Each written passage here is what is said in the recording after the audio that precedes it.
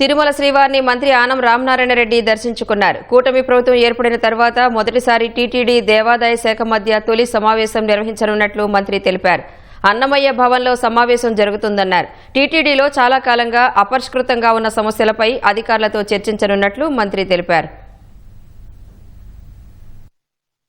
వెంకటేశ్వర స్వామి యొక్క ఆశీస్సులు తీసుకోవడానికి కుటుంబ సమేతంగా రావడం జరిగింది.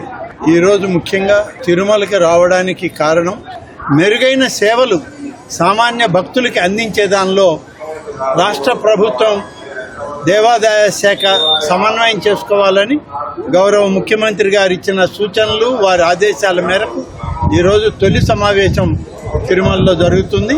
ఈ యొక్క తిరుమల తిరుపతి దేవస్థానం యొక్క చైర్మన్ గారు, ఈవో గారు, అడిషనల్ ఈవో గారు, అలాగే ఇతర అధికార యంత్రాంగంతో దేవాదాయ శాఖ కమిషనర్ గారు, సెక్రటరీ గారు అందరం కలిసి ఇవి గతంలో ఎండోమెంట్ డిపార్ట్మెంట్కి సంబంధించి టీటీడీకి సంబంధించి జరిగినటువంటి ముఖ్యమంత్రి గారి దగ్గర సమీక్షలో కొన్ని విషయాల ప్రస్తావనకు వచ్చినప్పుడు సమిష్టిగా రాష్ట్ర ప్రభుత్వం, తిరుమల తిరుపతి దేవస్థానం యాజమాన్యం అందరూ కలిసి నిర్ణయాలని ప్రభుత్వ దృష్టికి, ముఖ్యమంత్రి గారి దృష్టికి తీసుకురావాలని గౌరవ ముఖ్యమంత్రి చంద్రబాబు నాయుడు గారి ఆదేశం.